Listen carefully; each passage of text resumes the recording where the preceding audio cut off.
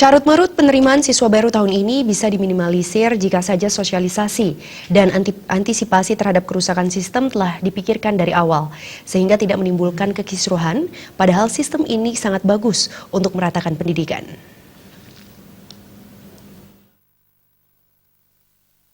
Akademisi I Gusti Bagus Artanegara mengatakan semangat dari sistem penerimaan siswa baru tahun ini sangat bagus untuk memeratakan pendidikan dan menghilangkan kesan sekolah favorit dan non-favorit, sehingga semua rakyat Indonesia bisa menikmati pendidikan yang sama. Bahkan dengan sistem ini, bisa mengurangi biaya-biaya ekstra yang harus dikeluarkan orang tua siswa, seperti biaya transportasi karena anak-anak mereka bisa bersekolah di sekolah terdekat dengan rumahnya.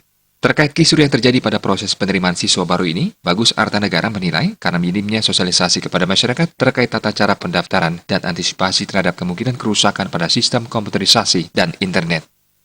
Tidak adanya pemetaan terlebih dahulu terhadap jumlah siswa di suatu wilayah. Meski ada sejumlah persoalan, ia tetap mengapresiasi sistem ini, kini tinggal disempurnakan teknisnya saja. Dengan tidak ada lagi istilah sekolah favorit, ia berharap semua sekolah mendapat perlakuan sama dari pemerintah, termasuk sekolah swasta. Karena ini permulaan dan belum adanya sosialisasi yang meluas, ini barangkali yang menyebabkan mengapa terjadi sepertinya hambatan-hambatan. Hambatan yang lain di samping faktor kurangnya sosialisasi, yang kira itu adalah karena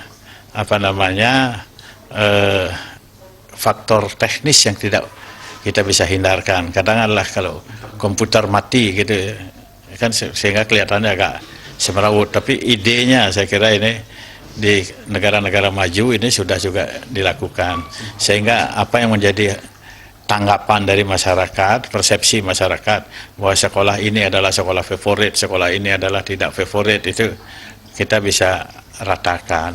Dan ini tentu nanti akan diimbangi dengan pemerataan prestasi sekolah ini. Kalau dianggap satu sekolah berprestasi, nanti akan diimbangi dengan adanya mutasi guru, sehingga ya semua guru sama, semua guru pendidikannya juga sama, dia harus melalui pendidikan guru, pendidikan profesi, kan begitu.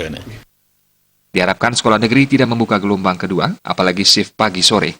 Hal tersebut bisa membunuh sekolah swasta. Semestinya sekolah swasta juga diberdayakan untuk bersama-sama mencerdaskan bangsa. Gung Krisna, Bali TV.